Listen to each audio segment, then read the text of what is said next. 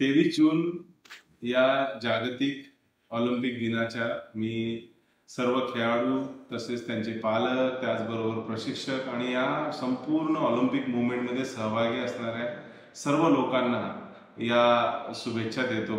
Olympic हे प्रत्येकाच्या आयुष्यातले एक सर्वात मोठं असणारं एक ध्येय आहे आणि या ध्येयाच्यासाठी संपूर्ण जगाचे ॲथलीट या ठिकाणी भाग घेण्यासाठी आणि विजय मिळवण्यासाठी नेहमीच प्रयत्न करतात। ही एक फार मोठी मूवमेंट आहे आणि अशा मूवमेंटचा जी स्थापना 23 जून 1894 रोजी कुबर्टीन यांनी केली आणि मला असं वाटतं त्याच दिवसाला जागतिक ऑलिम्पिक दिवस असं म्हणतात।